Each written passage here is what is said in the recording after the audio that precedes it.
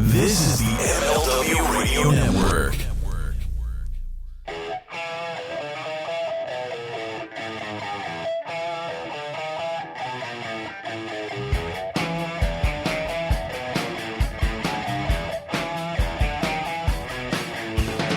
Welcome, everybody, to the Mind of the Meanie, your weekly peek into the world according to former WWE superstar and ECW original, the Blue Meanie. We'll cover wrestling, music, movies, sports, and lots of useless knowledge, all contained in the Mind of the Meanie. I am your tour guide, but I am not Josh Shernoff. I am Adam Barnard, and he is the Blue Meanie. Meanie, what's on your mind? Hey, this is weird. We can acknowledge it right off the bat, right? This is a little weird. Yeah, it's like, it's like I'm cheating on somebody. I feel like I'm cheating on Josh, but... Hey, he knows about it, so we're all good, man. I think we're fine. He set me up as new stepdad. I'm your new stepdad, and just get used to it. I'm here. I promise I'll give you candy. Everything will be fine. So technically, I guess you're my hall pass. So I guess so. I mean, hey, that works. I'm the Blue Meanie's hall pass. I'm going to put that in my bio line on Twitter. Yeah. So yeah. So I don't think that'll help your resume that much. But dang, can't help, can't hurt. It's just like right in the middle of the road, just like flatlined. It should be fine. I'm sure it'll help somebody somewhere. So, Blue Meanie, thank you so much for having me today, sir. I'm excited to be here. I am the wish.com version of Josh Shernoff. Hashtag not Josh. So, Slichter, I want you to listen. I have a great idea for a t-shirt right off the bat. So you just let me know when you want to talk about it. It's just a black and white photo of my face and then a hashtag not Josh above it. So hopefully it'll be available at prowrestlingtees.com/mind of the Meanie. So Meanie, like a big stamp, like it was just stamped on your forehead. Not Josh. Like all of my report cards. Fail. Yeah. Yep. I love it, man. You, sir. So what's going? I'm good, man. Just a little bit warm. Yeah. I kind of missed the days when heat waves were like a week and not like the entire summer. But doing all right. Before I came on, I went and got some Manscaped and gave the boys a little spritz, and I got my coffee, I got my water, I got my cold brew. I'm properly hydrated, and that's important to be right now, man. Especially during a heat wave, you got to stay hydrated. It's the only way, dude. It's insane. It's just like the other day I was just feeling so achy, and Mrs. Meanie turns to me like, "You probably should be drinking some water." I was like, "Oh, well, yeah, that kind of makes sense." So always leave it to the wife to bring up the good points and make me. I'm like the Al Bundy, just like yeah. Oh, but no, man, doing good. I'm glad you're here.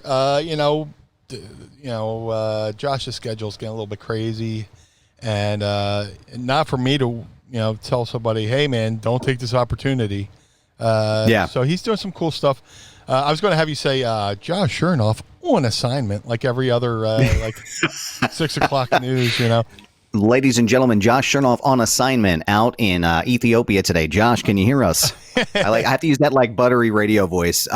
Yes, this is new. And your old dad used to let you cuss, so fuck it. Just let it fly whenever you want to. I'm fine with it. So whatever you want to do. So I thank you so much, Meanie. Like I said, I really appreciate this opportunity, and everybody who's watching and listening right now. I'm very excited to be here. This is really quite amazing. I've been a big Blue Meanie fan for a long time. Obviously, I'm from Philadelphia, so I'm an ECW guy through and through. So this is awesome. This is wild. So I dig that snazzy little CKY t-shirt you got. Hey, yeah, the guys from CKY. Shout out to Jess and Chad and the rest of the guys. They're friends boys of mine. They're wonderful, wonderful guys. Well, not really Philly boys, but I mean they're basically Philly. Close enough, I would say. Yeah, I mean New Hope and Westchester, they're close enough. Did you get to see CKY with Guns N' Roses, or was that did you ever hear that story from Jess? No. But I'm all ears. So they were, I'll have to have Jess tell you sometime, but they were open. They were selected to open for Guns N' Roses when they did their like original, I don't remember which tour it was. It was like 03 or 04. And Axl Rose, I guess, had selected them. And they, like, Axl no-showed the concert that was one night. And that was at the Wells Fargo Center. Yes, he no-showed. Apparently, from the rumor and innuendo is that he was in New Hope partying with a bunch of people at, I don't know if it was John and Peter's or a bunch of bars, like he was just like bar hopping and just went off the beaten path. And they were out there. The people started rioting. They were stuck in their tour bus for like 12 hours. Yeah. It was crazy. They're telling me they're just like shaking the bus. People are screaming, throwing stuff. It was crazy. Yeah. But he said Axl Rose was a pretty cool guy. He said he just wasn't too thrilled about the fact that, they couldn't get out. Yeah. The tour bus. Well, dude, I just saw Guns N' Roses 2 weeks ago. And, yeah. How were they? That was excellent. Yeah. And I guess the best concerts are the ones you weren't planning to going to, because I got a buddy who works for the band, and he was like, "Hey, want to come to open the night?" I was like, "Absolutely." Yeah, and plus, I'm a big, diehard Van Halen fan. And, right. Eddie's son's opened up with Mammoth WVH, and that album is amazing. I can't praise it enough. It's a really good rock record, and it's there's certain bands that go into rotation. Like, there's a lot of new bands I'm not really, really, really into, but like, there's certain bands, if they come around or if they're putting out an album, I'll be there to buy it. It was Van Halen, Pearl Jam, Slayer, Foo Fighters, Black Crowes, but now with Wolfie's band, Mammoth WVH, I'm all on board. That whole album is amazing, and the fact that he played every instrument, sang, and all that good stuff. But the band he put around him is amazing too. So like, they're doing all these songs live with the new members, and the background vocals hit perfectly. Everything hits perfectly, and then Guns N' Roses comes on, and it's amazing. I don't know if have you been to the Hershey Park Stadium? I'm trying to think. I haven't. I don't know if I was at the Hershey Park Stadium. I'll have to go back and double check. I was probably there at some point. I don't remember if I've ever seen a concert there. Typically, I'm an Electric Factory kind of guy. I saw Springsteen. The only like variation to that, or like the Tweeter Center. I was at Springsteen, the second show they ever played at the Link. So my Uncle Alan got tickets through his work. Nice. And so it was me and my family and my Uncle Al and my Aunt Debbie. And Uncle Al's just standing there. We're at their, they have a deli in Philly called Josie's, her family. And we're getting food. And he goes, "Hey, who wants to sit with me?" And I was like, "Oh, sure, I'll do it. Fuck it, whatever." And I end up sitting like 3 or 4 rows from the stage at the Link, which was just like insane. Yeah. Max Weinberg and like the big man was still around. It was like little Stevie. It was just like, I mean, an experience like that. It was 2002, so I think I was still in high school. I was like, "Holy shit, this is insane!" Like, but that's typically, to get back to what your question was. Typically, I'm an Electric Factory guy. Oh, I'm totally an Electric Factory guy. But like, this was my first time at Hershey Park Stadium. I had wrestled at the arena, but I've never been to the stadium, and it was really cool just to be in a stadium. That stadium is such a throwback. And when we walked up to it, the closest it's like a miniature version of the LA Coliseum. Like, kind of that like wide open stadium. You could just definitely tell it's from another era. And one of the cool thing is, me and you are diehard Eagles fans. Go Birds. Go Birds. But always and forever. Yeah, I went to see the Eagles and play the Rams in L.A. at the game Carson tore his knee. Oh, wow. But we were in, dude, not only did I want to go just to see the Eagles in California, I wanted to say I saw a game at the L.A. Coliseum.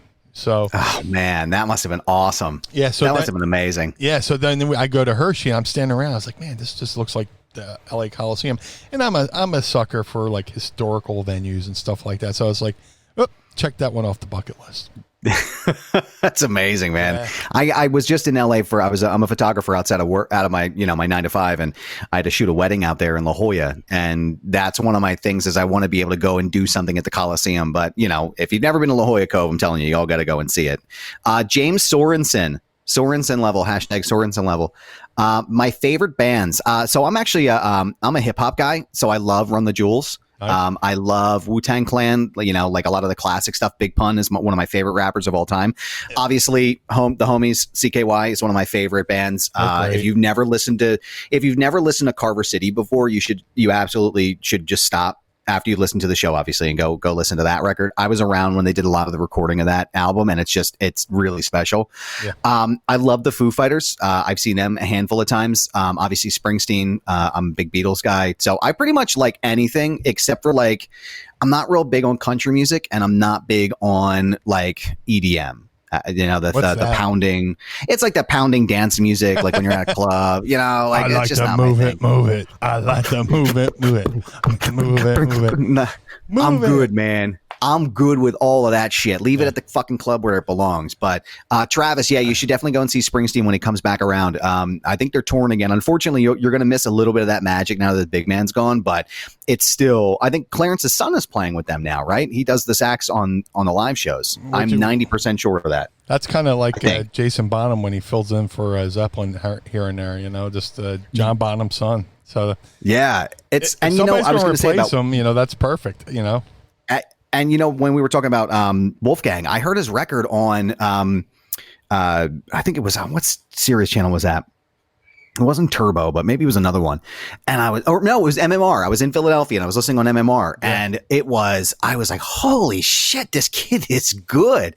I think people tend to shit on those guys a lot, like the kids of the musicians, because it's Eddie's kid, and this, that, and the other. It's he stands on his own, man. I thought it was fucking incredible. Well, if you ever followed him on Twitter, he's definitely his own man, because Wolfie can cut a promo. Yes, he can. Yes, he can. The other night, well, you're like, people shit on the kids of rock stars, and somebody was saying something about him, being his, using his last name to his advantage, and he's like, you know what? Hey, my last name might have opened the door, but it's my hard work that got me through the door. Guns N' Roses can let me go anytime, but it's up to me to stay on, work hard and stay on this tour. And then he finished it off with telling the guy to eat his entire ass. Which, I giggled like an infant who found his dick for the first time. It was amazing.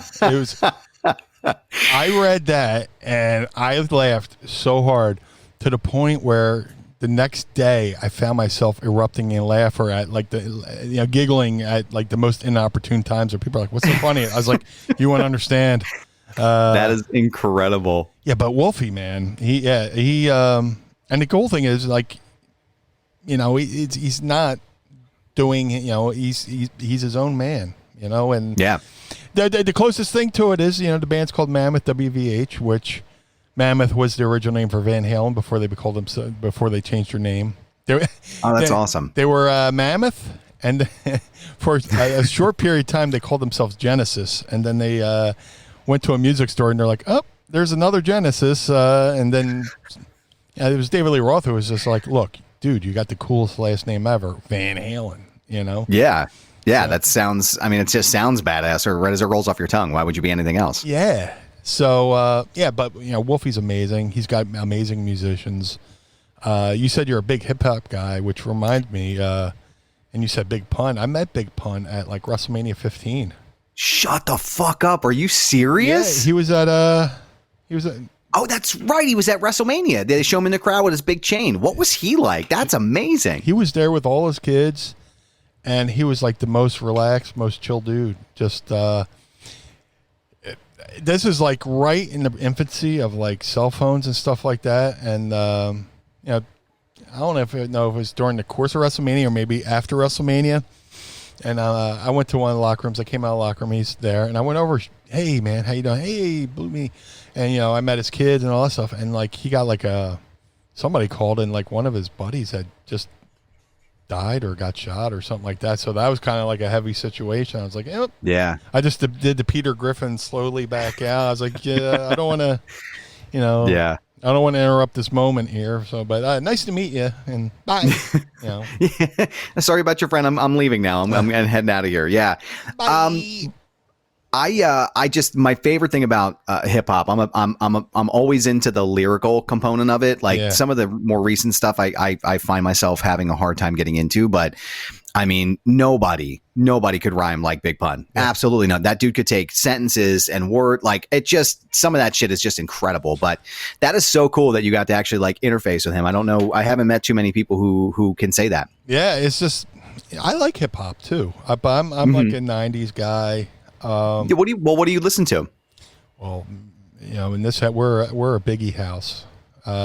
This is Meanie, huge into Biggie. And I always liked Biggie too, but she really brought me around. She was buying the albums, and anytime we go on a road trip, you know, Mrs. Meanie's in charge of the road trip mix. So, there you go. Yeah, there you go. So you know, heavy on the Biggie and stuff like that. But you know what? When it comes to music, it's all about the mood or the rhythm, the melody, and you know, like I said, Van Halen's my biggest. You know, my number one fan, my number one band. And people are like, oh, you like Sammy, you like Dave? I'm like, well, to me, it was always about Eddie. And, you know, sometimes I'll listen to the words, and sometimes I'll just listen to the music. It's got to be about the music and the mood and the tone and the same with hip-hop. You know, if there's a good, you know, drum or bass, I'm anything I just nod my head to, you know, just like slowly nod my head to, you know, or do a slight meanie dance, you know. Shout out a little bit. You do a little bit, not much, just enough to get the mood changed. I appreciate that. I can appreciate that. Shout out to DJ Cool, who did my ECW theme. Well, he didn't do it for me, but Let Me Clear My Throat by DJ Cool, which you know was, you know, when I was in ECW, I was like, man, you know, Stevie had gone to WCW.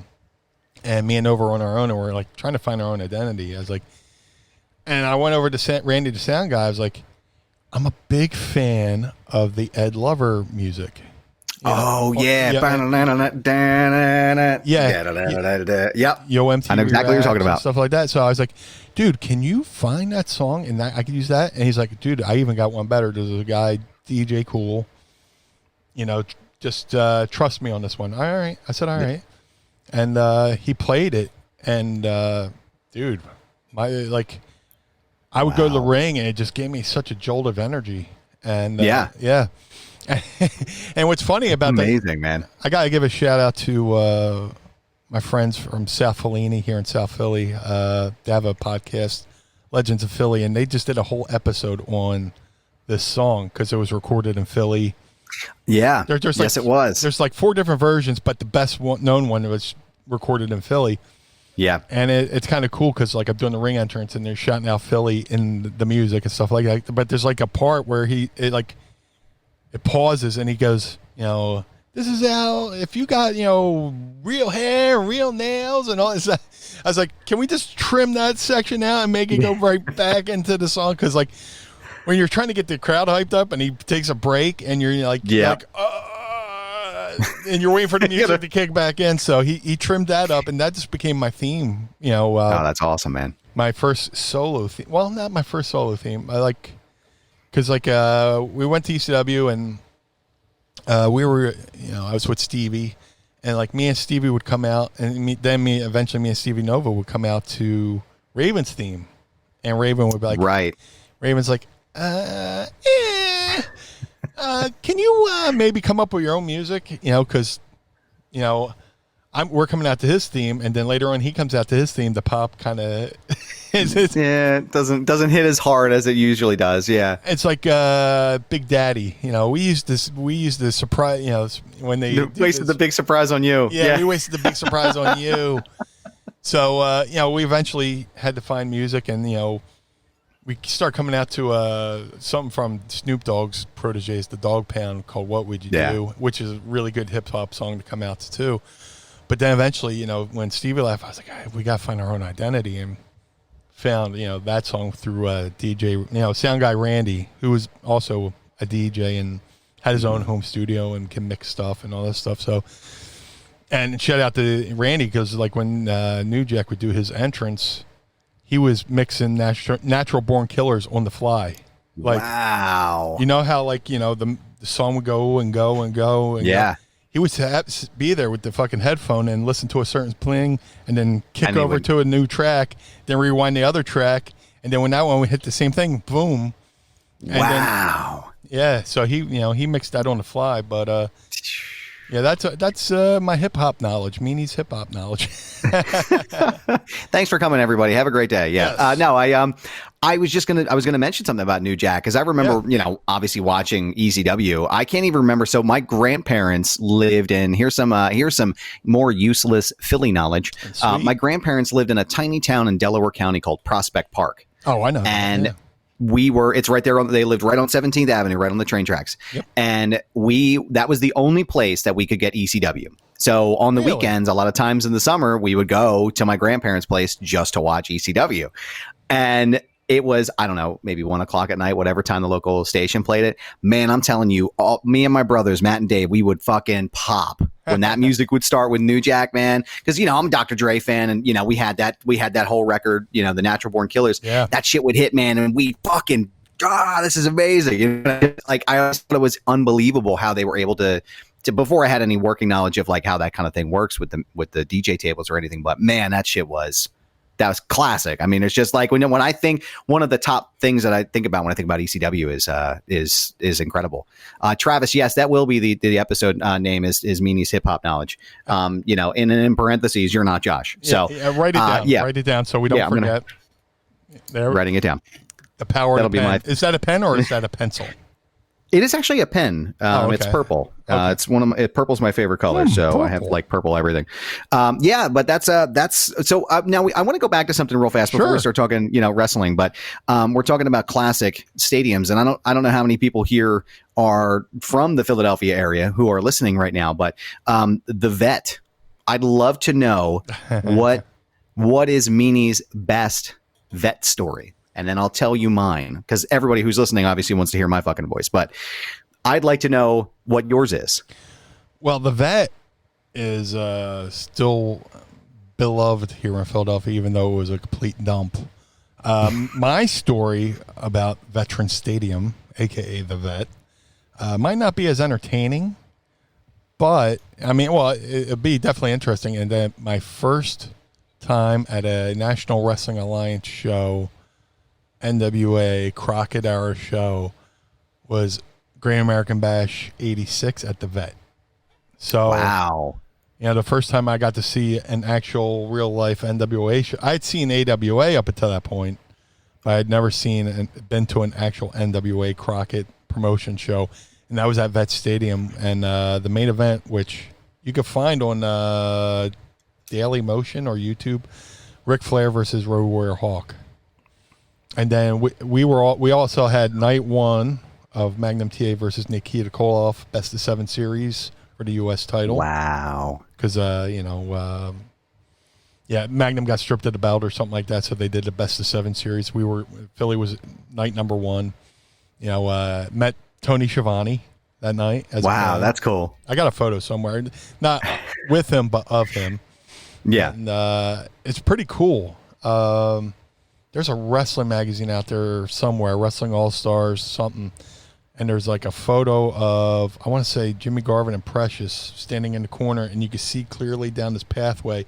You see a little Blue Meanie with a red ball cap, like walking by. And and it's a Red Road Warriors ball cap that I bought at the AWA show like a month before that or something like that. But that's amazing. As far as Vet Stadium, that was, my first, time at the Vet.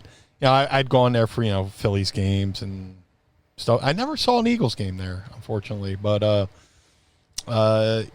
it's my story at the Vet is very mundane compared to what I'm sure the folklore that's come out of that stadium. I was just going to say that. And Abel's 8. Yes, the Vet was our dump for sure. Yes. If you've never been to the Vet, the best way that I can give you an experience, like there's 2 parts of this, right? Like just go into a bowling alley and smell the bathroom. That's pretty much what it smelled like everywhere, right? But they used to have these big, I don't know if you probably remember this. They had these big troughs that you would just like piss in for, like, it was just these gigantic fucking concrete troughs. It was the most disgusting thing in the entire world. It was horrific. And you're like, what the fuck do I do now? Or people just used to sink. Yeah, they would. Yeah. Or if you were up in the 700 level, they would just piss in the stands. But the 700 level Vet Stadium was the third stage of hell. It absolutely was. Yeah. Like without question, that place was an experience in and of itself. Yeah. But Meanie, my story actually involves J.D. Drew. Do you recall that name? He was the baseball player who refused to come to Philly. I think he went to Boston. He went to St. Louis. Oh, okay. It's the same colorish scheme. Yeah, same color palette. Absolutely. He told Philly, "Don't draft me. I'm not coming." Mm-hmm. And the Philly had it was in line to draft him, straight up. And he's like, "Don't draft me." And so Philly obviously holds a grudge about everything. We booed Santa Claus, but rightfully so. That prick was something else that day. So I was at the first game that JD Drew ever played in Philadelphia. We just so happened again. My dad took us. It was me and my brothers. Nice. I think we were sitting like 500 or 600 level, but we were sitting facing, I want to say, on the first baseline there, like right all the way in the back, like all the way up and in the back. Yeah. And the shit just started getting crazy, like right away. Yeah. And all of a sudden they started throwing stuff. Like, I don't know if it was beer bottles at first or just trash, general trash. Yeah. So they're looking up and they're like, "Hey guys, knock it the hell off." And then all of a sudden this cardboard sign comes down into the stadium and right into the outfield. And then next thing you know, people are like, "Whoa, whoa, whoa, whoa." And you see these little tiny, like bespeckled things flying into the stadium while they're playing. And it's D batteries. Oh yeah. And the guys ran out of the field. The guy, whoever the announcer is over there, it's not Callis, but whoever does like the announcing of the players came overboard and he was like, "This needs." I know who you're talking about. I can't recall his name off the top of my head, but he's been there probably since the beginning of time. Philadelphia Phillies. Yeah, Mickey Morandini. Yeah. I can literally hear that in my sleep. Yeah. So he went over and he went over on the crowd and he was just like, "Listen, you guys got to cut the shit, or the Phillies are going to forfeit the game and the Cardinals are going to win." And the place went fucking ballistic. Like, you thought it was bad before. I'm probably, I don't know, maybe like 14. And my dad's like, "Listen, we got to get the fuck out of here right now." And we left. He was afraid like somebody was going to get killed. But that was you could almost feel it. I think that was like the weirdest thing for me, is like feeling that energy inside of the stadium when something goes crazy. Dan Baker is his name. Thank you very much. A-Bales 8. I appreciate you looking that up. I'm Dan Baker. It was crazy scary. So that is my vet story. But I mean, you could walk up the street and talk to anybody in Philly and have a vet story if they don't tell you to fuck off. Well, but my favorite, you've heard all the stories, but and somebody just put this up on YouTube, which is amazing. Everybody knows they blew up the vet. And I went down to watch. But Channel 6 had a live feed, ladies and gentlemen, and they were doing all the reports and stuff. And they had Bull, what's his name? Bull's Barbecue. Greg Luzinski was there. Oh, okay. Okay. Was there, and they were going to hit the plunger. So they hit the plunger, and the Vet Stadium's coming down. Poo, poo, poo, poo. As it comes down, clear as day. You hear somebody on Channel 6 News go, "Fuck yeah!" No delay, no dump. Nothing. Nothing. Nah. Just, "Fuck yeah!" The most Philly, most amazing thing. It's like, you would have thought the guy was screaming directly into the mic. Wow. That's crazy, man. That is unbelievable. I love it. I love everything about that. But I'm such a sap for places like the Vet and the Spectrum. Oh man, the Spectrum. Holy shit, man. I got a couple bricks from the Spectrum. Did you really? Yeah. Oh, I'm jealous, man. I love that. My Uncle Rick was like my favorite person in the entire world, and he used to take us to the Flyers games. He had season tickets every year from the time, I think the time I was born up until like the late 90s. Yeah. And we would go. He would take us. One of us, it was me and my brothers and a bunch of cousins and stuff, and he would rotate us out. And those are some of my like absolute favorite memories for me and a kid. Talk about and that's why a lot of Philly teams. And ECW, for that matter, people go, "Oh, the ECW crowd." Well, the ECW crowd was the same people who were going to the Vet and going to the Spectrum. Before ECW had a sign guy, the Flyers had their sign guy. One of the most famous photos from the Spectrum is when the Flyers were playing the Soviet team in hockey, and the guy's holding up signs saying "Tell it to the czar," you know. And but like, there's so many stories of opposing teams. Their bus pulling into the Spectrum, and they just feel the rumble of the building. Yeah, and Seattle having their 12th man is cute, or whatever you want to call it, the 12th man. That's cute. You never been in the Philadelphia Spectrum during a hot Flyers rivalry game, you know. The best thing about that Russian game is this. And we'll move on, but sorry for all the Philly talk, friends. No. But I mean, the Eagles, Flyers, it's just as much ECW as anything. But the only time the NHL around the world cheered for Philadelphia, the Broad Street Bullies, is when they played Russia, right? Normally, the Philadelphia Flyers were the heels wherever the fuck they went, right? Yeah. But they played that Russian team, and they just beat the shit out of them, right?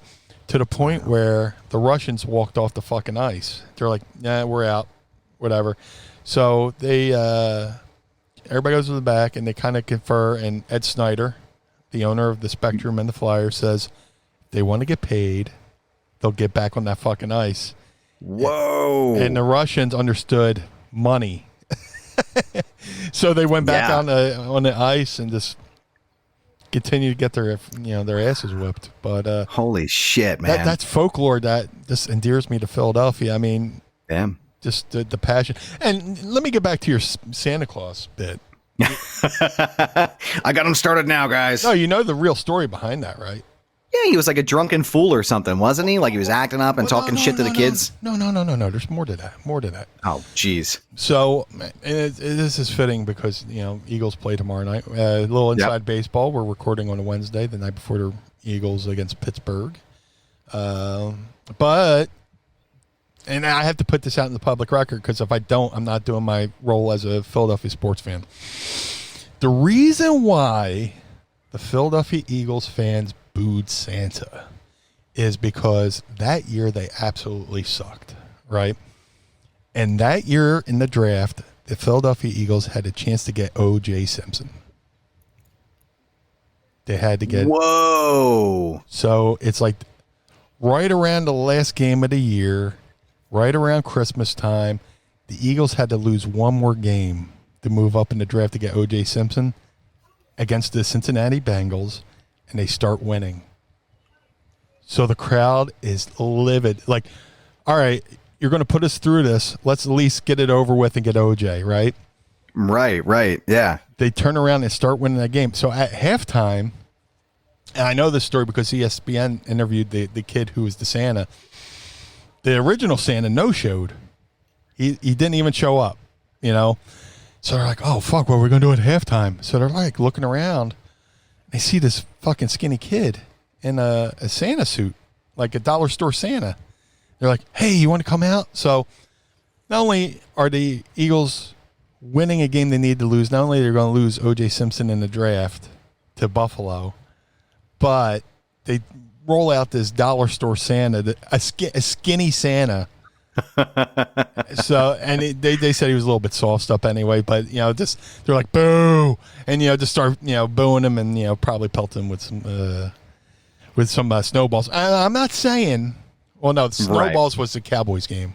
I'm not saying the Eagles fans are innocent, but in that instance, they had a justifiable gripe. So I didn't know that. I mean, hindsight, obviously being 2020, I'm sure we definitely made out not having OJ, but yeah. But that's crazy. I did not know that was actually the case. I had no idea that there was additional more to that story. That's my useless knowledge. That's what we do here, friends at Mind of the Meanie. That's what we do. Sure. So let's talk about anything else you want to. So we hit our sports. We hit our music. I'm hitting notes from Josh right here in my notepad. I'm just hitting every spot that I need to go. Anything movie wise? Anything we need to talk about there? Oh, dude, I am a documentary junkie.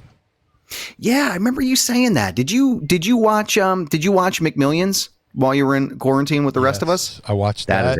I just watched a really good one called The Sparks Brothers. Okay. It's about one of the best bands in the world that nobody's ever heard of, called Sparks. The band called Sparks, two brothers. They started out. They're out of California, but if you listen to them, you're like, oh, that's bands from England, right?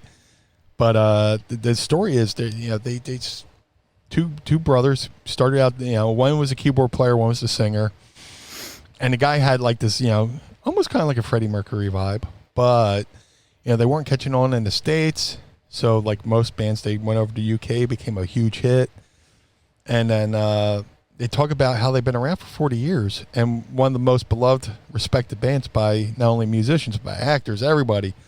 And like the interview is like the who's who, like Steve Jones, the guitar player Steve Jones from the Sex Pistols is in it. Patton Oswalt's in it. Beck's in it. All these heavy hitters in the music industry looked up to this band, and like nobody's really heard of them. And until I saw, Mrs. Meanie showed me the trailer. Until I saw the trailer and watched the documentary, I wasn't sure if I was watching a Spinal Tap movie. Really? Because all these people were praising them, but I've never heard them. But when I heard them, I was like, I need to get their music. Oh, it's Sparks, spelled SPAR. SPKS. Yeah. And the reason why they called Sparks is the one brother had a Groucho Marx mustache. And they were big into the Marx Brothers movies, and they were going to call themselves the Marx something with Marx in it. They're like, no, I can't do that. Okay, so how about the Sparks Brothers? That's close enough. Nah, we'll just call you Sparks. And nice. It's just amazing, like how it's a lot of keyboard and stuff like that, but like they're like when they showed them around the 80s. Like Jane Wiedlin from the Go-Go's is doing duets with them. People are like guesting on their albums. Franz Ferdinand did an album with them and stuff like that. Like all these, and they're like playing stadiums overseas, and it's amazing. Wow. And I've never even heard of them. I don't even know. I couldn't even tell you who they are. It's there's another documentary like that called Looking for Sugar Man or something like that. I can't think of the guy's name right offhand, but like he's like. The guy had was a singer in the 60s out of Detroit. Okay. Had mild success and then just kind of faded away. And like there's became this urban legend about him. But all while this is going on, he becomes like this biggest superstar in South Africa. Like they start playing his albums in South Africa. So these people spend all this time looking for a guy that they think is dead. Wow. And they find this guy. And they bring him down to South Africa, and he's playing stadiums and arenas, and it's like he's like the greatest. Now I got to look it up. Yeah, go ahead. Yeah, if anybody is on the feed here, go ahead. Also, what up, Sean Jones? Thanks for joining us today. What up, Sean? Sean's the man. We got a lot of great comments in here. Yeah, Sean's fantastic. I love Sean. If you're into music, he's the man to talk to. Yo, yeah. Sean, holler at your boy on Twitter at This Is Goober. Let's chop it up, dude. What else? Let me see. I missed anything. James Sorensen, hashtag Sorensen level. Yes. Thank you so much. I just, as a cheap plug for myself while Meanie's looking this up, I recently, my home base is called Foundation Radio. It's my podcast. My most recent episode features Diamond Dallas Page. It was an incredible interview. It was unbelievable. The guy was just as amazing as you think he would be. I'd love for you to check it out. It's at foundationradio.net. I've had Eric Bischoff on, Bill Goldberg, Asher Roth's been on my show. It's a little bit of something for everybody, but recently it's become more pro wrestling. So definitely check it out, foundationradio.net. But I really appreciate that feedback, Josh. Thank you so much. Yeah, did you find it? Yeah. It's called Searching for Sugar Man. Came out in 2012, and the guy was just going by Rodriguez, but his name's Sixto Rodriguez, and it was just like this acoustic, folky type music, and he had mild success here. Kind of disappeared, and there was like all these urban legends that he got shot and killed, and this, and that, and the other thing, and they have these animations of how he supposedly died all these different times, But there's this record company in South Africa, and they're playing his music over and over, and they search him out. And when they reach out to him, he's like, in wrestling we would go, is this a rib? They're like, no, trust me. And they show him flying over there, and the people just go apeshit for him. It's amazing. It's like one of those. It's like a feel good moment, where this guy thought all these years, this guy thought he was like failure, you know? Yeah. Not knowing on another side of the world, he's being worshipped like a god. It's crazy. Yeah. That's crazy, man. Searching for Sugar Man and Sparks. The Sparks and brothers. Sparks. The Sparks brothers, yeah.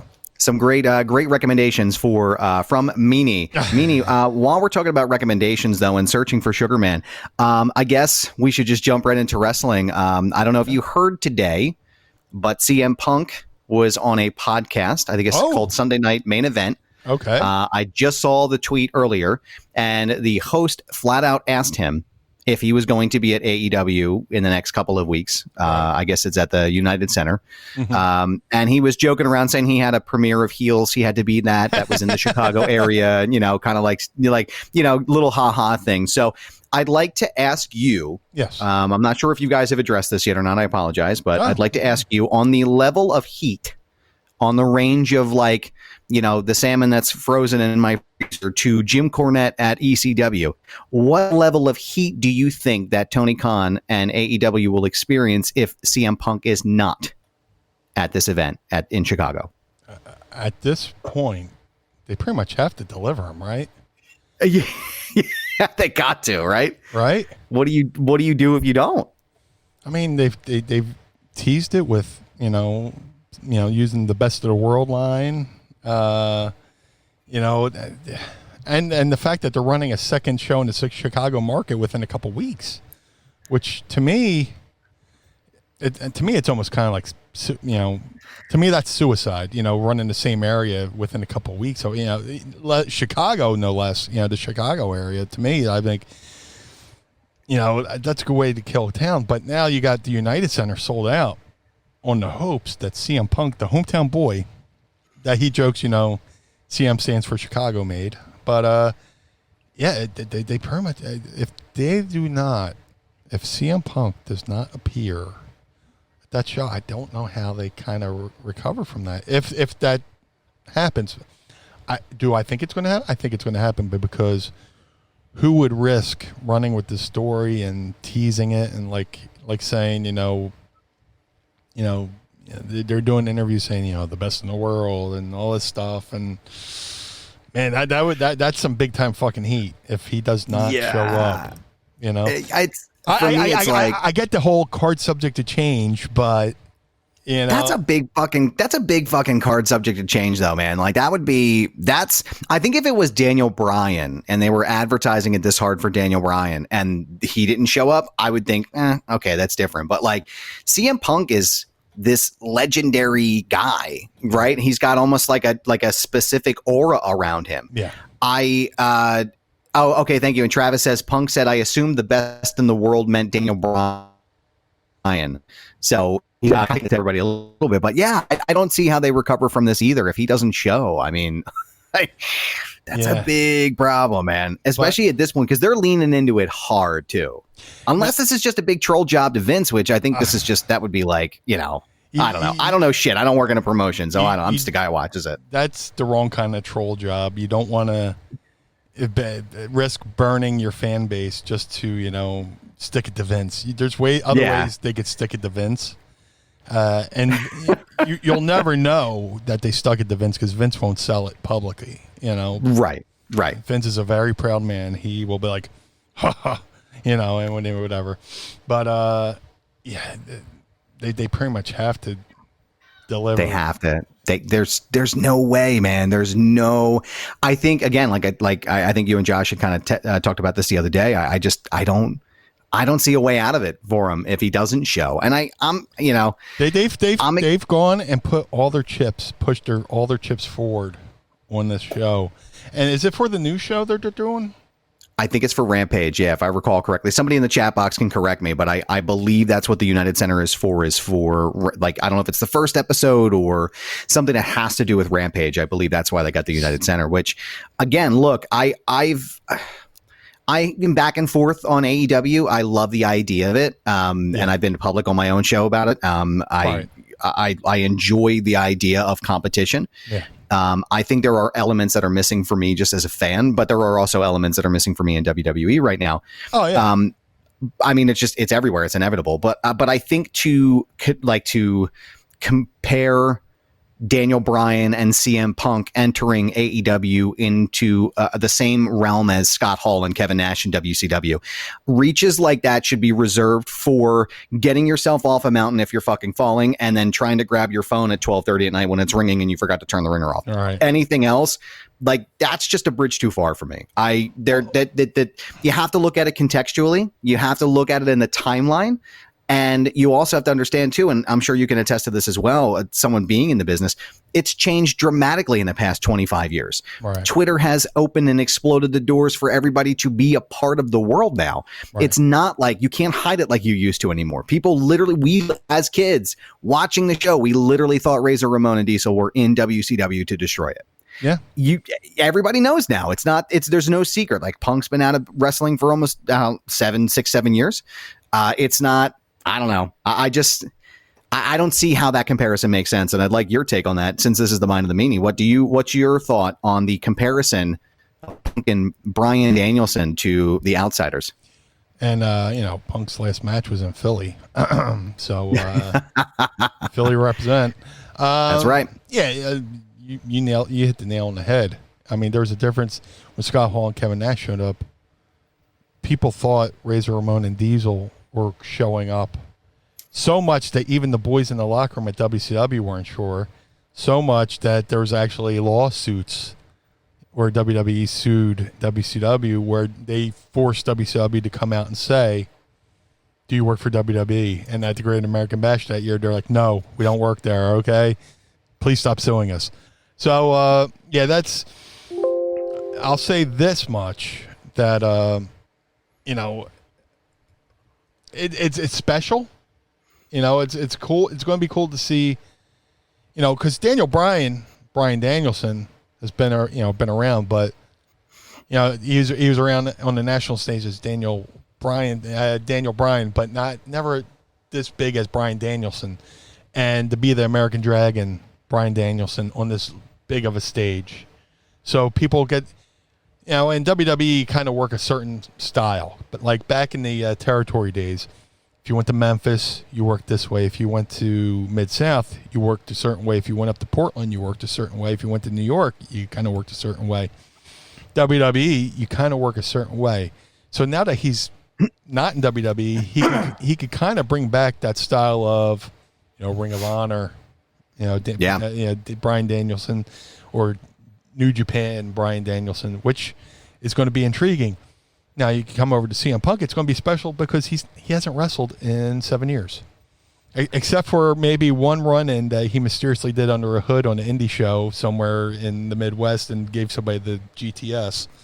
Yeah, but who was that masked man? We don't know. Who could this be? But officially, CM Punk has not been on a show since Royal Rumble here in Philly. So yeah. And he's been on TV. He did the after show on Fox, but that's way different, Yeah, that's not actually like in-ring competition. Yeah, and you could do so much fantasy booking. Big time. The moment Cult of Personality hits, the announcer. Man, can I put this out into the wrestling? My friend, this is your show. This is my show. But if somebody could put this out into the wrestling universe. When Cult of Personality hits and CM Punk comes out, please mute the announcers and just let the crowd, just mic the crowd and don't say a word. Let the moment marinade on camera in front of that audience, in front of the world. There's nothing that's going to be that's going to be have to be said, in that moment. Cherish it. Because it's going to be special. I mean, on a much lesser note, I debuted for WWE in Philly, in my hometown. But here's a guy who hasn't wrestled in 7 years, debuting in his hometown at the United Center in front of a sold-out building that people bought tickets just on the hopes that he'll be there. So, right when that song hits, please, announcers, just let it happen. Just please let it happen. Excalibur, JR, Tony, please. Well, I think don't they're going to say have a different word. announcers for Rampage, which is... Oh, you're right. Is it Mark Henry that's going to be involved in that, I think? I don't know. That's why I just said announcers. I didn't want to look stupid. Yeah. That's for me to do here. That's for me to look stupid here, Meanie, I promise. But yeah, I agree. I think what they did with John Cena's return at Money in the Bank, I thought how Pat McAfee and Michael Cole let that, like they almost were like fans. Yeah. It was, I don't know, people give Michael Cole a lot of shit. I enjoy his stuff for the most part. I know that there are forces that are sort of beyond his control that are sort of, making things happen while he's talking. But the way that they just let that moment build and take off when Cena came, I mean, that is the textbook. That's exactly how they should do it for CM Punk. I don't think they're going to get a pop like they will for CM Punk with Daniel Bryan. I don't think they'll get it with Bray Wyatt if that's where he ends up landing with AEW. I think this is going to be one of those where were you when moments that happens later on, in the nomenclature. Speaking of where were you when moments, I would love to know how crazy, since I mentioned it a minute ago before we started talking about this, when Cornette did show up in ECW, did the place almost fucking burn down? Was it Lawler that got more heat than Cornette? Like, what was happening in the stands when that happened? Dude. Because that, to me, watching it on TV was like, holy shit, Jim Cornette is here. Yeah. Like, because we're watching it as fans. You're watching WWF and you're watching ECW and, Jerry Lawler's talking all this shit. And then the lights go down and fucking Cornette pops up and you're like, what the fuck? So what was that like? It was the culmination of so many different things. Because, Wade Keller from The Torch called me the Forrest Gump of pro wrestling because I got to be at so many cool different things. Like, we just passed the anniversary of Jericho debuting in Chicago. And, I tweeted out that, I was watching that live in the building, and the building shook. Wow. You feel it. You feel the pity patter on the bottoms, on the soles of your feet, because the building's just rumbling and alive with energy. Yeah. Yeah. So with the Cornette thing, the month prior, Jerry Lawler had done the lights out, lights on, Jerry Lawler, right? And then something happened. And then the following month, it was lights off, lights on again with Lawler, and then lights off, lights on again. And there's Cornette, and the crowd just went absolutely apeshit.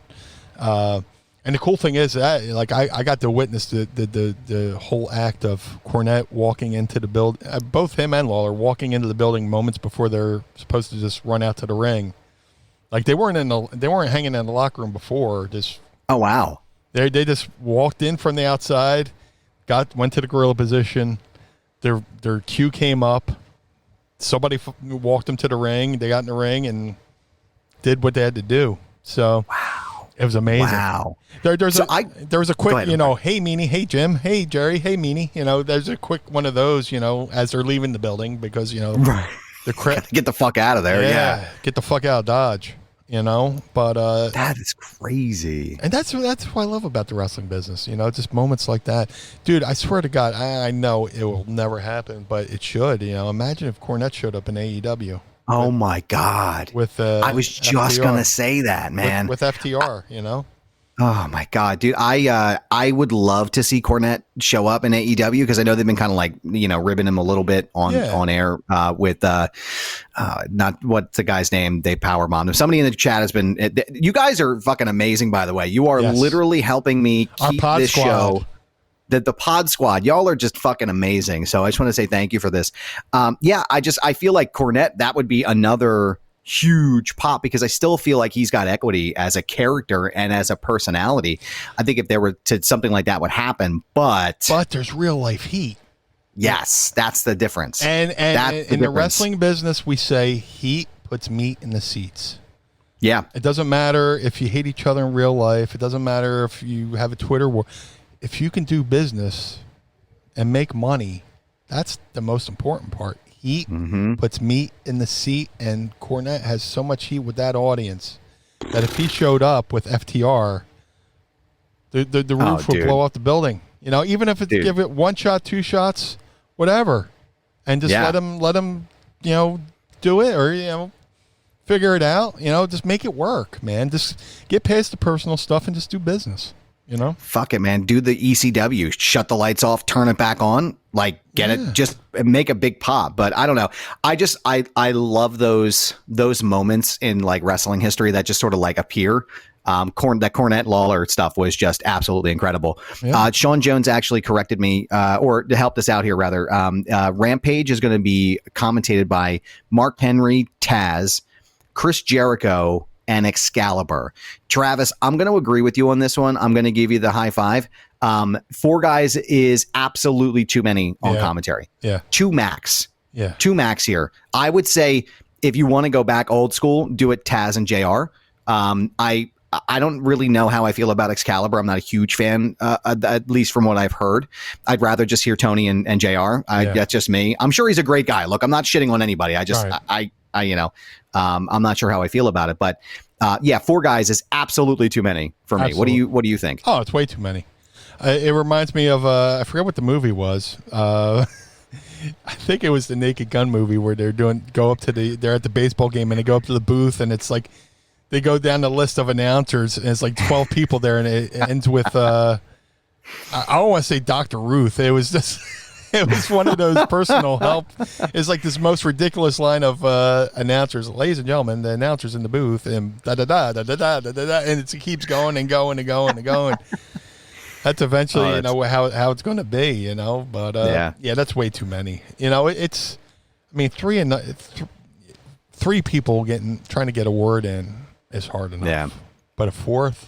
Unless is it like a 2-hour show and then maybe they do 2 and 2, 2 for first hour, 2 for the second. It's possible. Maybe they're swapping out. Because didn't they do that for Raw where they had the announcers for the first hour, then when they went to the war zone, after. Yeah, I think so. I think you're right. I think it was JR and Lawler for like hour 2 or maybe reverse that. But I think I recall a similar situation with that at some point during that era. So a couple of questions here before we get into hashtag Ask Meanie. Sure. Sean Jones and Anthony Camarada both have differentiating opinions on Jim Cornette. Sean says if Cornette popped up on AEW, I would change the channel. Anthony says if Cornette showed up on AEW, he may stab someone. So I know there's a lot of feelings about Jim Cornette as an individual. Look, I get it. Jim Cornette is a very polarizing person. Personally, I like Jim. I've known Jim since the early 90s. Just as a fan, I just told a story on social media the other day. Al Snow was in the NWA World Title Tournament. Oh, I was putting over. It was the anniversary of the passing of my good friend Dennis Corluzzo, who was the de facto president of the NWA. He wasn't really, but he was the gatekeeper for the NWA in the 90s. He put the belt on Severn, and Severn wore the NWA belt in the UFC pay-per-views. Wow. Dennis Corluzzo was in his corner. Dennis did a lot to keep the NWA visible. And, after Shane threw down the belt, they had another tournament, and they crowned Chris Candido. But that show was kind of like a glorified Smoky Mountain show because a bunch of the boys came up and stuff like that. So I went to the show with Al Snow and Phyllis Lee. I was training with Al. He was in the tournament. Phyllis Lee, a den mother to a lot of the wrestlers. She helped me get in the business. She helped Sean Waltman. She's helped Raven. And she did a lot for MMA, too. She was like a den mother for a lot of the MMA in the early UFC years and stuff like that, making sure some of the boys got paid. So we went to the tournament. After the show, there was a local place called Ribbits. Where they sold, the logo was a frog, but they sold ribs, Yeah. So I'm at a table with, talk about being in a fucking, being paradise as a aspiring young pro wrestler. I'm at a table with Jerry Lawler, Al Snow, Phyllis Lee, Jim Cornette. Wow. And, it was such a cool moment. And there was a moment where, Cornette's not a drinker. I mean, Lawler's not a drinker. No, I don't think Cornette is either, but Jerry Lawler gets this big drink. It looks like a milkshake or some kind of thing. And he's drinking it. It's got all his foam. He goes, "Oh, finish my drink. Time for spitballs." So Jerry Lawler takes his straw wrapper and he starts making up spitballs, and he's shooting spitballs at Dennis Corluzzo, right? he would go and turn around. We all had to act like he just didn't do that. And we're like having a natural conversation. Me, Jim, Al, blah, blah, blah, blah, blah, blah. So Cornette, and Dennis is looking around. We're all no selling. So Jerry gets another one. And, we act casual, Jerry just didn't do that, blah, blah, blah. Long story short, that, goes for a little bit. And Dennis comes over the table. We're like, act casual. So Dennis comes over the table to say something about the show, and he wants to book him on another show coming up. And they're like, oh, okay, Dennis. And Dennis, who is a guy, he's like straight out of Sopranos. He could have been central casting. He could have been in the Sopranos. Hey, dude. I started working for him afterwards. Like, hey, dude, good fucking match. Yeah, sorry I couldn't pay you that much, but maybe next time, all right, dude. I mean, we'll take you over to the side here, and we'll talk about a couple, 2, 3 things. We'll get everything squared up for you, Meanie. I promise. Hey, Thank you for coming. Appreciate you. Hey, Meanie, you want some iced tea? Anybody who knows Dennis? Go get your fucking shine box. Yeah, sorry, go ahead. No. It's good. I appreciate it. Fuck you. Fuck your mother. So Dennis comes over to the table and he's doing the next show. I'll bring you in. Blah blah blah. And he goes to leave and he turns around and goes, "Hey, by the way, Jerry, you missed me with every one of those fucking spitballs in the fucking table or erupts, right?" So I've known Jim Cornette since that time, and then I got into the business and I saw him on various shows that Dennis booked, and he's always been cool to me. Always had a moment to give me advice here and there. And then eventually, I was always friends with his wife, Stacy. She was a part of a crew called California Creative Wrestling, which was like this kind of like alternative wrestling thing back in the day. You can find the videos online. It's pretty funny. I know I'm going off into the weeds here, but hey, man, I like Jim. I like his wife, Stacy. A lot of things, Jim says is polarizing, but a lot of things he says about wrestling in general aren't wrong, but I think people have problems with the presentation. Yeah. You know what I'm saying? There's ways. I'm not saying Jim's wrong because, look, I'm all about shit talkers. I love a good shit talker. Love a good promo. And you'll never hear me mince words or say a mean word about Jim Cornette because he will fucking destroy me. I know. Jim Cornette, I love you. I'm not shit talking you. No. Seriously, I do like Jim, and but I love Jim, and I love Stacy. But for whatever reason, he's polarizing. But if he showed up on AEW, heat's heat. Heat's heat, and people will pay money to see him get his ass kicked. But where was I going? I think it's before we go, I got to open up my seltzer. It's a tradition. I got my. I've been putting it off, but it's my Ugly, Dr. Ugly, which is based off of Dr. Pepper. They used to be a sponsor, but they don't sponsor us anymore. But I like them so much, I still buy it. So that's fantastic. 3, 2, 1. I'm going to Sandman it. Attaboy. Go Birds. So crispy boy. Let's get into some questions here. It's a great segue into Ask Meanie. It's time to ask Meanie anything. Ask me something.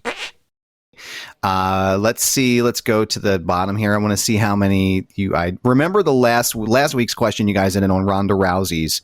So it looks like Paul Stolzno. I hope I'm saying that right. I probably butchered it. I'm sorry, pal. If you were booking WWE right now, which 4 guys do you push and center your storylines around? Well, I'm unapologetically a big fan of Drew McIntyre. Just because he looks like he's chiseled out of fucking granite, And he's got the look. He looks like a Superman villain, Lord Zod or whatever that guy's name was, just looks like a straight up fucking Superman villain. And even though he's kind of a baby General Zod, yeah. General Zod. Okay, thank you. Right now, hopefully they fucking throw some money at Adam Cole and make him stay. Because in my mind, Adam Cole is the next Shawn Michaels, really. And I know he's being mentored by Shawn, which is a big plus. And you don't want to let a guy who's big. Well, that's the whole thing with NXT. You know, you put guys there to get a little bit of seasoning on them, and you know they're there in the WWE system. You don't want to let that guy get away, right? When you've done everything to enhance him, and he's amazing talent anyway. But when you got Shawn Michaels in your ear, that's a knowledge you can't just buy off a store shelf. That's an acquired, knowledge. That's like literally touching lightning right there with that kind of knowledge. He could be incredible. Because not only has Shawn Michaels done everything the right way, he's made a lot of mistakes. And, when I talk to these young kids, who at indie shows and they ask me for advice, I'll tell them the things I did wrong in a situation and tell them how I could have done it right. And Shawn Michaels is 1,000 times better than I ever was, and I'm sure he can. Yeah, I did one of the Funkin' Dojos up in Stanford when I first went to WWE. They want me to get used to the WWE way, and the ring's bigger. Instead of 18 by 18, it's 20 by 20. So I went up there with Dory Funk, Tom Pritchard, and Bruce was talking, and Bruce Pritchard stopped in, for a talk too. We would do this drill with promos, but during the course of Bruce talking to us, he said, Shawn Michaels is one of the best workers in this business. If I told Shawn Michaels to go 30 minutes, he could nail it within like 10 seconds. Whoa! Like, Shawn Michaels, I need you to go 27 minutes and 58 seconds. He can get you within that 10-second window. Wow. His internal clock is that good, Wow. So, he's one of the best. And, when you got a guy like Ric Flair saying that Shawn Michaels is the best. That means so you don't want Adam Cole to get away.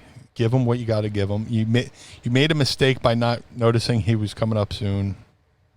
So, and you don't want to make that Aleister Black mistake again with the contracts or that 30-day. And you don't want to make the Cesaro mistake. How many times could that guy be world champion by now? That's one of the ones, man. And I know, again, this is Ask Meanie, but that's one of the ones that I cannot get. It's conversation, man. It's conversation. I cannot understand why on God's green earth that Cesaro is not at least a universal champion at this point. Yeah. I have no idea why. The guy's got everything. And then you look at guys like Braun Strowman, they put the universal strap on him last year. Obviously, it was a fucking weird year. You needed something to fill the void. I think it's unfair to judge anybody by anything they really did last year. Yeah. I know a lot of people have, and I've talked about this before, but I have grown to appreciate a lot of the Performance Center and Thunderdome items and shows because of the fact that, guys, we don't have anything to do right now. At least it's something sort of normal. I get it that it's weird and it's fucking, behind closed doors and shit, but at least we have something, right? Yeah. But I get to the point, my point being is, with Braun Strowman, they did it 3 years too late. Why are we waiting to put the fucking belt on this guy? Yeah. Why did we wait so long? Same thing with Cesaro. Why are we waiting? I don't understand. I'll never get that. Yeah, and I think now that everything's coming out about the Thunderdome era and the COVID era, it just seemed like everything was there's being overproduced, but then there's being super overproduced where I don't like that match. Go out there and film the match again. And guys are getting injured and stuff like that, which, you want to preserve the bump card. But, Cesaro, he's such a throwback. Just look at him. He's rugged. He's probably one of the strongest guys on it. He's deceptively strong. He looks like he works out, but he is deceptively strong. Those spots he used to do with John Cena where he would, Cena would be staying on the apron, Cesaro would be on the second rope and suplex him from the outside on the apron into the ring was one of the greatest things I've ever seen. And then he would do that, Cesaro spot where my favorite swing. Oh no, he would do the spot where he beat up one guy, go out, hit him on the floor, run around, double stomp a guy on the floor, and then go up to the top rope and do something off the top rope. That's amazing. And that spot was in Philly too. Which, no shit. Yeah, Mrs. Meanie when they're in town, I get Mrs. Meanie some tickets. She goes, but and she said it was like the best thing she's ever seen at a wrestling show. That's awesome. Just running around the corner and just stomping a guy in the gut. The only thing that would have made it better if they dubbed in a little squeaky toy noise, like But yeah. So we have Drew, we have Adam Cole, we have. I guess we could put Cesaro on that list, right? Yeah, I'm to build it around. Yeah. And then number 4, I would have to pick. Oh my God. Almost superhero. What's her name? Nikki Cross. Yeah, I'm a big fan. A lot of people might not be keen on her gimmick right now. I think her gimmick right now is lacking is like any superhero character is a origin story. You know, some of the best superheroes have an origin story, and they could do something really cool with it. They can modernize. Because Vince loves the superhero gimmicks. He loves the fitness instructor gimmicks or whatever. They recycle those every now. But now, last one was Shane Helms, or I believe. Now you're right. Now they got Nikki. You can merchandise the masks. That you can make Halloween costumes. Also, make a comic book and have her have an origin story. There's tons of great women wrestlers there right now, but she's kind of been in the shadows, and it's time to put her out into the forefront. And I think they're doing that now with this title run. But she's a hell of a worker, and I would definitely, if this was back in the '80s when it was Hulk Hogan and Wendy Richter, she could be like the Wendy Richter of this era. You got a number one guy in the men's division, a number one woman in the women's division, and make that Nikki. That I have to agree. I know there's been some discussion about the Nikki ASH character. I love it, and I always remind people when I talk to them, like, guys, this character isn't for us. It's for the kids. Do you know who loves Nikki ASH? My daughter. Yeah. And that's exactly who this character is for, is my daughter. Yeah. And she fucking loves it. So wrestling should be a buffet. Yeah. There's going to be some items on the menu that you're not going to like, and that's fine. You don't have to like everything, but there will be things you like, and like you said, they're thinking about merchandise with that. People hated the spinner belt, but you know why the spinner belt was around for so long? Kids bought the spinner belt. It's sold like crazy. Yeah. That's why. They're not booking towards the hardcore fans. They're booking to the casual fans that, are just channel surfing and go, oh, what's that? Let me check this out. Absolutely. Hold on one second. My light here is entirely too bright. I look like powder. I don't know what the fuck is going on here. Let's try to change this. There you go. That's mood lighting, baby. Yeah. All right. So Chris is asking, why did the Blue Meanie hate the Blue Boy character, and did he try to get the idea changed? I was so married to the name Blue Meanie. I wanted to kind of switch it up. Because I had lost all that weight and I didn't look like the character anymore. I was going to do a little evolution of the character, but I just hated the name. And for there's no good reason. I can't say, oh, I hate it before that. It's just, for all those years, I was the Blue Meanie, and when I wasn't doing ECW shows, I was doing independent shows as the Blue Meanie, and it created confusion. Well, I said there was no reason, and now I'm giving you the fucking reason. I'm a walking contradiction, folks. But, if ECW didn't have a show that week, and I hopped on the indie show as the Blue Meanie. So I'm on TV as the Blue Boy, but as an indie show as the Blue Meanie, it just created a lot of confusion. So I wish they would have kept the Blue Meanie name and, changed up the look, We have time for one more question. Sure. Josh from Philadelphia asks, what happened to the old host? Is there heat? Also, whose beard is better, Josh or Adam? Hashtag Ask Meanie. Oh, man, that's a fun. And Josh, we appreciate your question, sir. Yeah. And thanks for being an avid fan and listener of Behind the Meanie. The only thing that has heat right now is this fucking room. I'm sweating like a motherfucker. Josh is on assignment right now. Josh from Philadelphia. We thank you for your question, sir. Josh is on assignment, and anyone's beard is better than mine. Mine is patchy at points and it looks fucking terrible, but I keep it because my face is fat. So thank you for your question, sir. No, Josh will be back in, I guess, 3 weeks. I will be here again to join you next week as your stepdad, your stand-in tour guide with the Blue Meanie. Yes. Meanie, would you like to give us your plugs for all of the exciting things you have coming up and all your socials? Hey, man, if you would like to support the Blue Meanie, go to Blue Meanie, or no, go to ProWrestlingTees.com/Blue Meanie for all your Blue Meanie needs. You got Blue Meanie BWO t-shirts, face masks, BWO guitar picks. If you want to support Mine the Meanie, go to ProWrestlingTees.com/MineTheMeanie.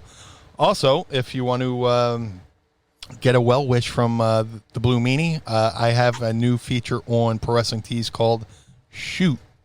So I could shoot you a message. Go to ProWrestlingTees.com/Blue Meanie. Go over to Collar and Elbow, the wrestling brand. That is my boy Al Snow and Rod Hicks. I know Al is in the green room. He's been waiting patiently, but sorry, Al, couldn't get it to you this week. Maybe next week. I hope you're enjoying catering. I left some extra sweet chocolates and things in there for you this week, Al. I apologize. I promise I'm going to do my absolute best. I will give you my word, sir. I'll do my absolute best to get you in here next week. There's just no excuse for us ignoring Al like that. But go to collarandelbowbrand.com and use promo code Meanie and save 10%. If you also want a well wish for me on Cameo, go to cameo.com/Blue Meanie. And, Josh may not be here, but you can still support him. Go to ProWrestlingTees.com/Sosha Shernoff and get one of my favorite t-shirts over at Josh's store on Pro Wrestling Tees is sarcasm is my superpower. And I wear that shirt out in public, and it gets the best reaction. People are, dude, I need that shirt. So if you need that shirt, go to ProWrestlingTees.com/so said Shernoff. Tongue twister.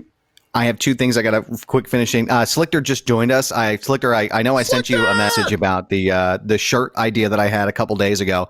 Meanie actually made it a little bit better. Take a stamp right on my forehead and just write "Not Josh" on the photo that I sent. I think that would be a great addition to the Pro Wrestling Tees.